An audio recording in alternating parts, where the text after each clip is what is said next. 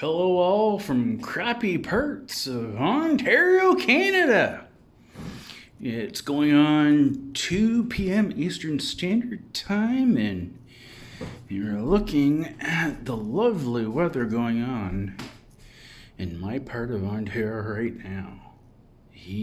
Fun. So, anyways, this is another update on the re-topping the flooring project. I am now finally to the point that I have pretty much exhausted sanding, and I'm now finally come to this point in time with the flooring, and there's still some black spots from water stains and whatnot that I can't get through, nor am I going to bother to get through anymore, because it's just going to add character and story to the house's history. There's still spots where you can see there's a slight bit of the previous sealant, but at this point in time, I'm pretty much done.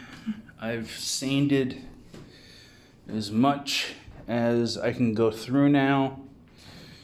I'm very spent, and I think the floor is finally to the point where I've actually gotten through to the wood surfaces enough to move on to finally sealing it up. It's been a tiring process. My back and my shoulders have been really kind of hurting, but hey, that's the consequences. I was talking to my buddy Wayne last night, who does flooring professionally for the last 20 plus years, and he said that, yeah, probably a spindle sander would be good in the sense to have even finished and cut back even a floor as small as this.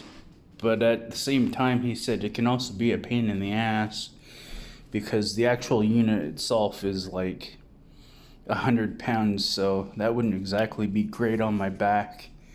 But for someone who's been doing wood flooring in general for the last 20 plus years as a job, he paid me a high compliment on how I've gotten the floor to look as it is.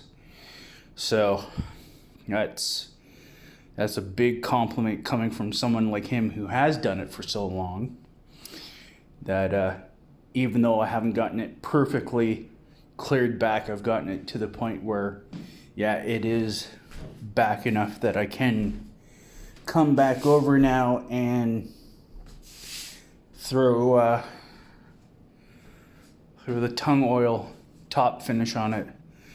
And so, why am I focusing on this pan full of residue and whatnot?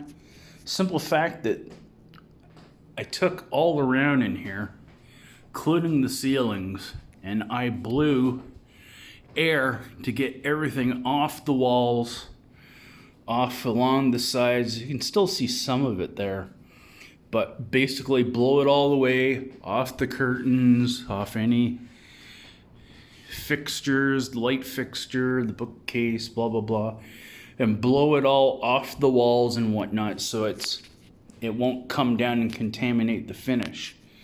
So even after all that, I still have a small bits here and there on the floor from just sweeping with that broom. And just to give you an example, like, this is actually the amount that still came off the floors and everything else. So another prime example of when you're doing any kind of sanding, no matter whether it's home renovation, a hobby thing, or, like, for example, there's again more leftover from the broom that I couldn't get into the pan, so I'll go over the floor again quickly with the largest shop vac to suck up any little bits more before I go over it with the tung oil top seal. But just another prime example, as I was saying, that how much you need to be sure that you've vacuumed around your surfaces, because there still can be lingering amounts of dust from sanding that you've done. So with that said,